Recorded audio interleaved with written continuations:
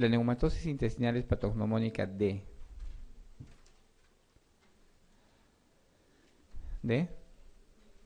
enterocolitis necrotizante. ¿Cuál es la afirmación incorrecta en la enterocolitis necrotizante? Se encuentra un hemocultivo positivo en el 70-80% de los casos de NEC. El organismo más común es el Streptococcus epidermidis, seguida de E. coli y Klebsiella. El rotavirus y el coronavirus han sido asociados también a NEC en varios centros. Los enterovirus también producen NEC y también la sepsis por hongos puede producir NEC. Respuesta. ¿Por qué? Entonces, nosotros difícilmente aislamos el germen, ¿no? Entonces, los cultivos o la sensibilidad para el hemocultivo es un poco baja, ¿ya?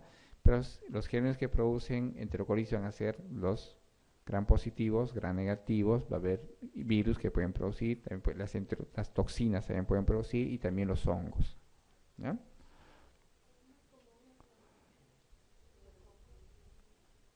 Estafilococo epidermidis, ¿sí?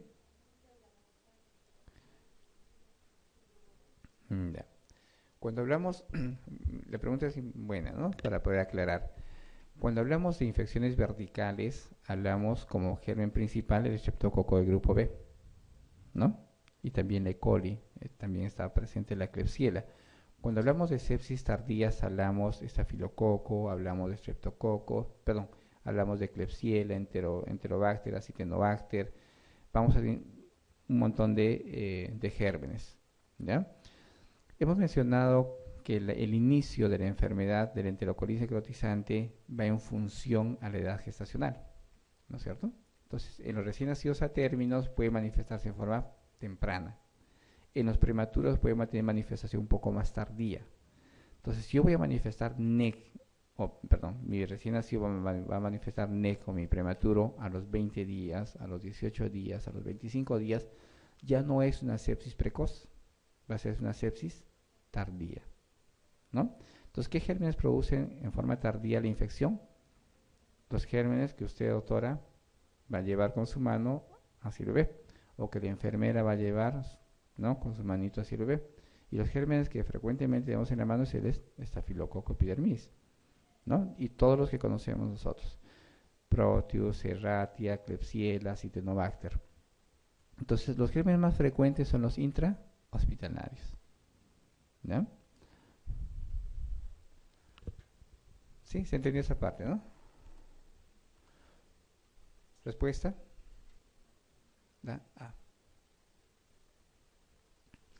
¿En quiénes hay mayor riesgo de desarrollar NEC? Edad corregida de 31 a 33 semanas, algunos dicen 30 a 32, o sea, 7 a 8 semanas de vida si nació con 24 semanas. Grado de inmadurez, más sustrato, más bacterias intestinales, más isquemia. Ductus muy significativo no tratado. Exsanguíneo transfusiones, hiperbilirrubinemia más realizadas, todas.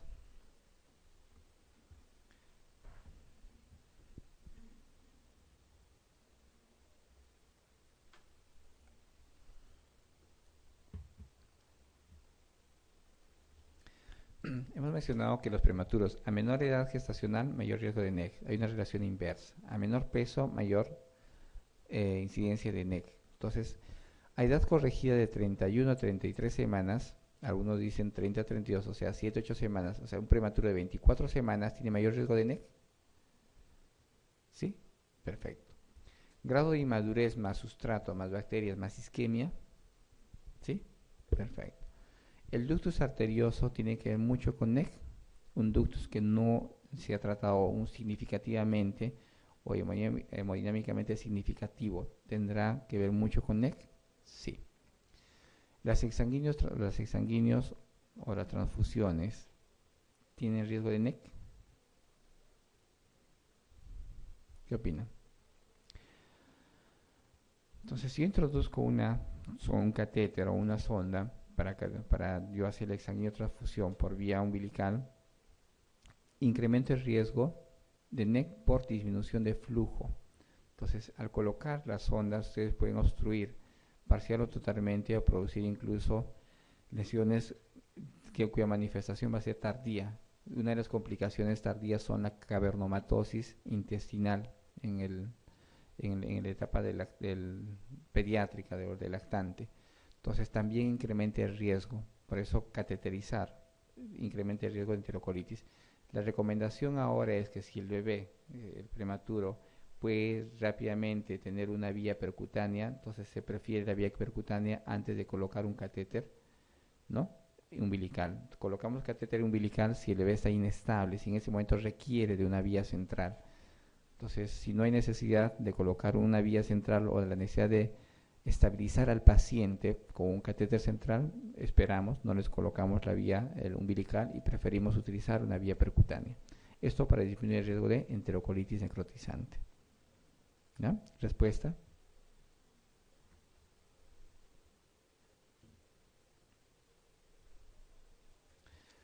Me llamo Dimas. Nací casi a las 34 semanas, pero con un peso de 1290. ¿Ya? Uy, crecí mal, ¿no? Entonces, ¿qué significa? 34 semanas y 1290. Es un PEC, ¿sí? Entonces, 1290 con 34 semanas uno espera un poco más, ¿no? Estuve muy despierto y vivaracho y con mucha hambre, ¿no? Eso porque es un PEC. Los PECs son activos, despiertos, no tienen mayor manifestación. Y es una forma de alguna manera de defenderse. Hemos mencionado que los niños que tienen hipoxia crónica se defienden mejor, se adaptan rápidamente y no tienen mucha necesidad de oxígeno, probablemente no hacen distrés respiratorio u otras patologías en el momento. Entonces, ahora estoy muy grave y con enterocolitis necrotizante. ¿Cuál cree usted que haya sido el problema, además del riesgo elevado que yo tenía al nacer? Como era tan maduro y hambriento y succionaba muy bien, al tercer día me dejaron comer por biberón, ¿no? La infección por estafilococo, un episodio de apnea que tuvo al segundo o tercer día de vida, un ductus hemodinámicamente significativo, todos. Tiene 34 semanas, 1,290 kg y era un bebé bastante activo sin mayor complicación e inició rápidamente y en forma temprana la nutrición enteral. Como era madurito, le dieron rápidamente la nutrición enteral y succionaba muy bien, le dieron en biberón. Y el tercer día me dejaron comer por biberón, dice, ¿no? Y lo que yo quería y era libre demanda. ¿Habrá sido una infección por estafilococo? ¿Habrá sido un episodio de apnea que tuvo en segundo y tercer día de vida? ¿Un ductus hemodinámicamente significativo? Todos. ¿Qué creen?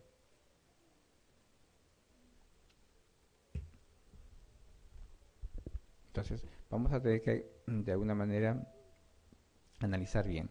Tiene 34 semanas, ¿sí? Pero con un peso de 1290. Estuve muy despierto y vivaracho con un hambre increíble. Entonces, probablemente ese bebé no tuvo o no manifestó problema respiratorio.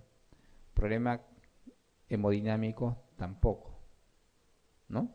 Pero que rápidamente hizo un problema gastrointestinal con un proceso inflamatorio y necrosis.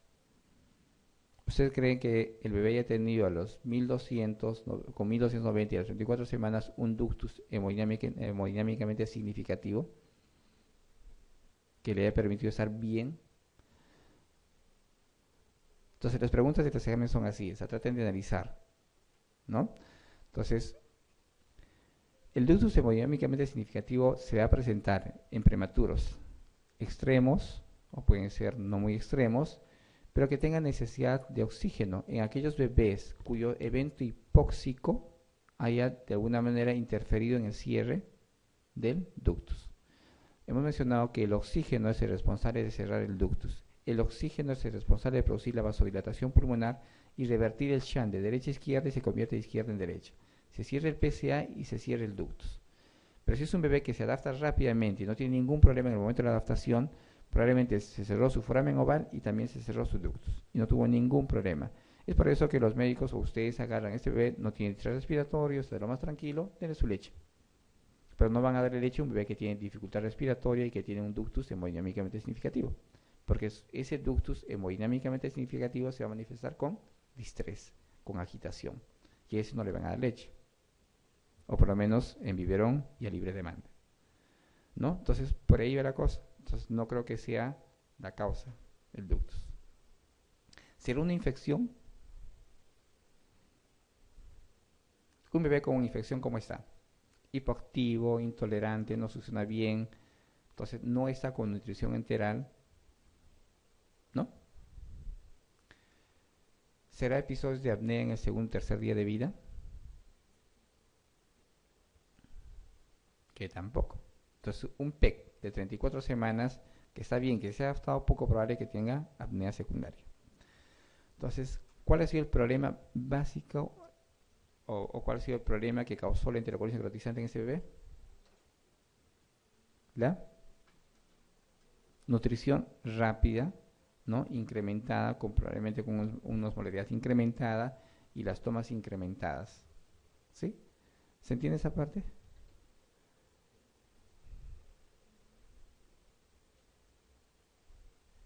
Entonces lean muy bien las preguntas, chicos.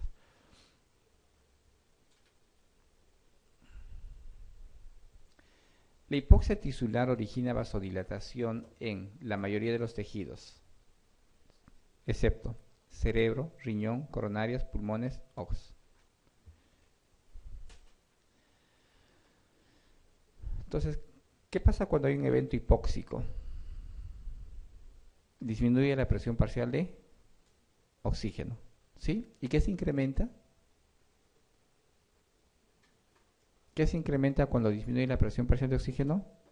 La presión parcial de CO2. Esto es importante. Entonces, haga una relación. La presión parcial de oxígeno en hipoxia baja. Se incrementa la presión parcial de CO2 y se produce acidosis, ¿no? Inicialmente respiratoria, luego metabólica y luego mixta, ¿no? La presión parcial de CO2 produce acidosis respiratoria. Y hemos mencionado que la presión parcial de CO2 que produce en los vasos, vasodilatación a nivel del cerebro y otros órganos. Pero en el pulmón, ¿qué produce? Vasoconstricción. Entonces, el evento hipóxico, ¿no? Produce vasodilatación en el cerebro, el riñón, coronarias, ojos, pero menos en el pulmón. ¿Qué produce en el pulmón? Vasoconstricción. ¿Sí? Perfecto.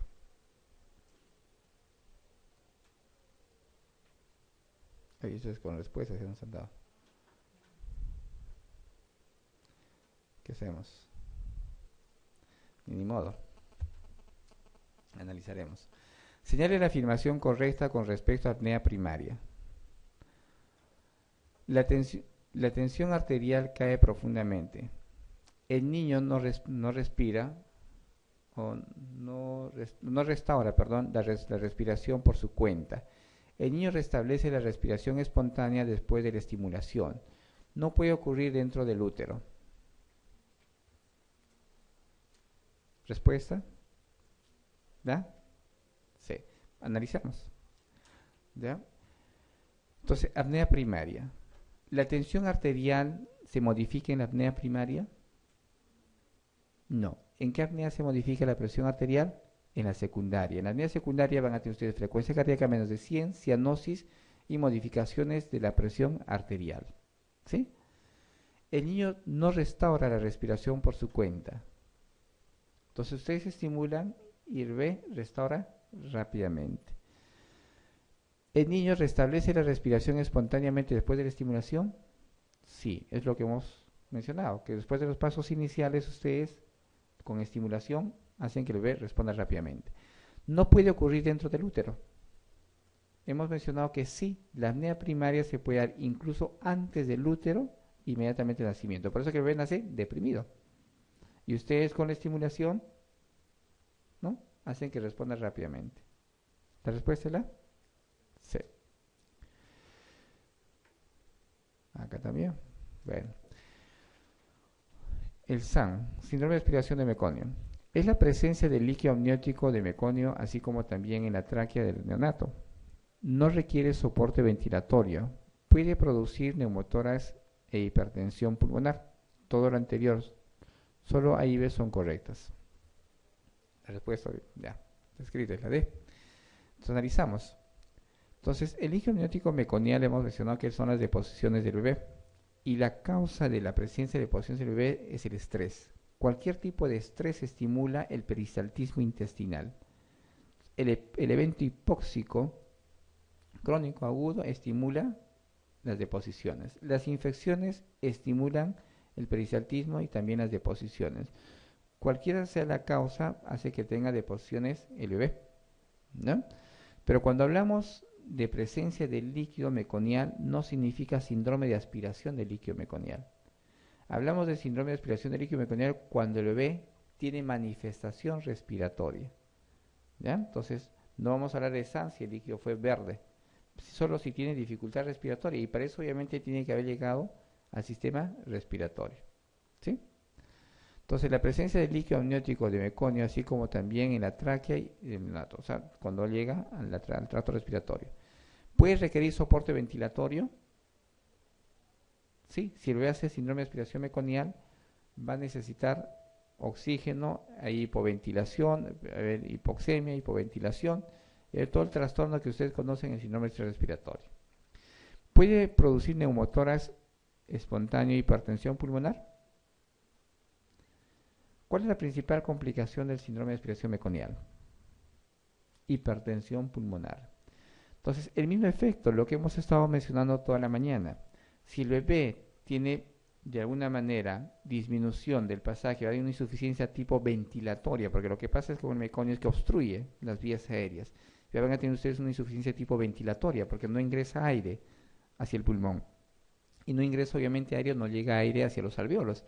Y si no ingresa aire hacia los alvéolos, van a tener una disminución de la perfusión con la caída de la presión parcial de oxígeno a nivel de la sangre y la retención de CO2.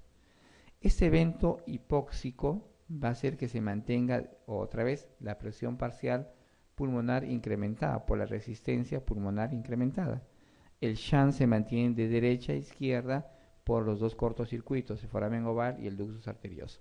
Y eso produce hipertensión pulmonar persistente. Es una complicación severa. La mortalidad es alta en los bebés con hipertensión pulmonar severa, ¿ya? Entonces la complicación del síndrome de aspiración del líquido meconial. Y el neumotórax también es otra complicación. Es el mismo efecto que mencionábamos la clase anterior. Si ustedes tienen un bebé con un problema de obstrucción de las vías aéreas, van a hacer que ingrese aire, pero que no salga. Hace un efecto de válvula. Es algo parecido a lo que sucede en el bebé con asma. El bebé con asma se llena de flemas, ¿no es así? Ingresa aire, pero no sale. Y ese efecto de ingresar aire y no salir hace que el pulmón se insufle. Por eso que los niños asmáticos tienen ustedes un pulmón hiperinsuflado, ¿no? Y además de eso, en el bebé con un problema respiratorio con SAN, hace que su glotis se cierre parcialmente y empiezan con quejido. Ese quejido, el efecto de quejido que incrementa la capacidad residual funcional, además del incremento de aire que ingresa y no sale, hace que los alvéolos se rompan, revienten, y se produce un neumotórax espontáneo. Y terminan haciendo neumomediastino o neumotórax, ¿sí? Otra cosa es que ustedes agarren al bebé y empiecen a ventilar y a bolsear. También es otro efecto que causa, ¿no?, neumotórax por incremento en la presión a nivel de los alvéolos, por barotrauma, baro y volutrauma. Entonces la respuesta es la D, ¿sí? Perfecto. Al examinar a un recién nacido se comprueba ausencia del mullo vesicular en un lado del tórax. La causa más probable será neumotórax. Entonces siempre, todo bebé con distrés respiratorio y que no está yendo muy bien y que se deteriora rápidamente o cae bruscamente su capacidad funcional, sospechen ustedes en neumotórax. Y más aún, si auscultando hay disminución del mullo vesicular, piensen en neumotórax, ¿ya? Por lo que hemos explicado. Puede ser por un efecto espontáneo o puede ser por un efecto mecánico, por el ventilador mecánico o por lo que ustedes le han ofrecido como ventilación a presión positiva.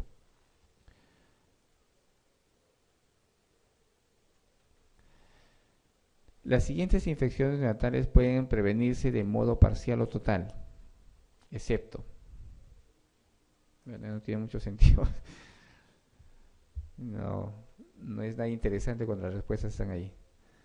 Citomegalovirus, estreptococo de grupo B, rubiola, sífilis, tétanos. Entonces, ¿por qué no podemos prevenir el citomegalovirus?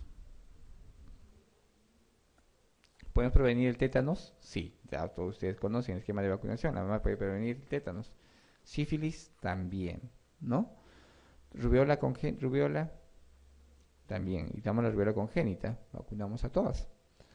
Estreptococo grupo B también. Entonces es importante y ya se está haciendo diagnóstico incluso en la etapa perinatal, diagnóstico de mamás con hisopado de secreción con este germen y se inicia tratamiento y se disminuye la incidencia de infección por estreptococo. ¿Ya?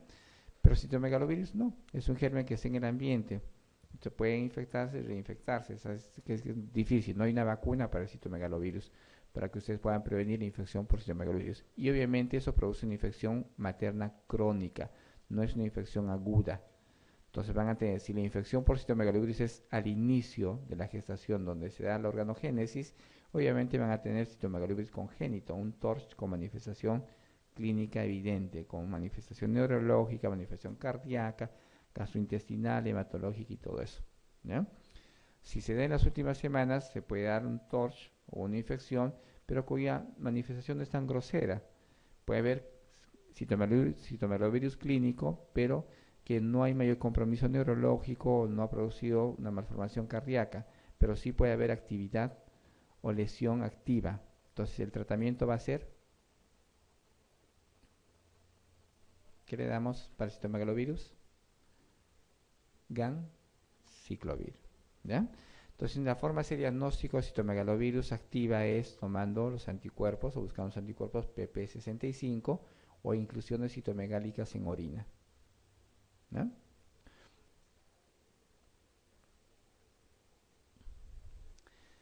El tratamiento empírico inicial de sepsis neonatal de inicio precoz será meticilina más cefotaxima, ampicilina más cefotaxima, vancomicina más amicacina, ampicilina más gentamicina, penicilina más canamicina. Respuesta: ampigenta. Su primera elección inicien con ampigenta o pueden ser ampiamica, pero que sea una penicilina más un aminoglucósido.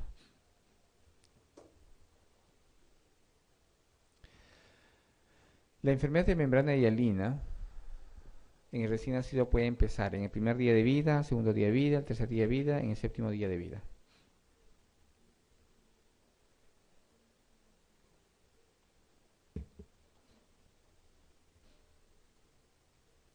Entonces, ustedes hemos mencionado que la membrana hialina es una patología casi propia de prematuro y cuya manifestación sea en las primeras horas. Pueden nacer sin distrés respiratorio, pero progresivamente presentar dificultad y mayor necesidad de oxígeno, ¿no? Entonces van a tener en las primeras horas. Si después del segundo día presenta distrés respiratorio es otra cosa, ¿ya? Entonces generalmente empiezan en las primeras horas. El proceso inflamatorio se da ya a los 30 minutos en la membrana hialina, ya empieza a haber un proceso inflamatorio, ¿ya? Su pico máximo de manifestación se da en la tercera hora, ¿ya? Y en el segundo día hay mayor manifestación. Si ustedes no tratan al paciente, la manifestación anatomopatológica y clínica se da en el segundo o tercer día. Se van a encontrar membrana hialina evidente al tercer día. Y después del tercer día, poco a poco va desapareciendo la manifestación anatomopatológica. Si es un estudio anatomopatológico al 10º día, un paciente con membrana hialina no va a encontrar nada.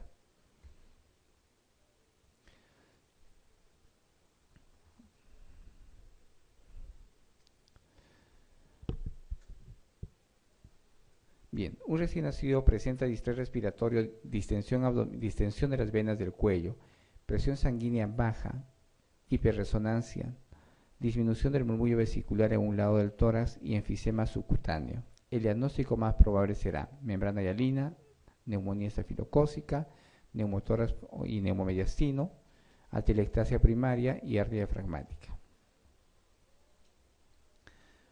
Un recién nacido, ¿no? Presenta distrés respiratorio, no pone en la edad gestacional, las venas están dilatadas, las venas del cuello, la presión sanguínea es baja, hay compromiso hemodinámico, hay hipotensión, ¿no? Hay hiperresonancia, disminución del murmullo vesicular. en un lado del tórax y enfisema subcutáneo. ¿Será? Si encuentran enfisema subcutáneo, ¿qué significa? Fuga de aire. Entonces deben pensar, lo primero que deben pensar es el síndrome de fuga de aire, está fugando el aire. Obviamente el aire viene del pulmón, por algún lugar ha fugado el aire. Entonces si tengo enfisema subcutáneo y a eso veo que el bebé empieza a deteriorarse, empieza a tener distrés respiratorio y empieza a saturar, hipoventila y escucho que hay disminución del murmullo vesicular, voy a pensar en neumotórax, que es ese mismo aire que también está presente a nivel pleuro. ¿Sí? Perfecto. Bien. ¿Preguntas?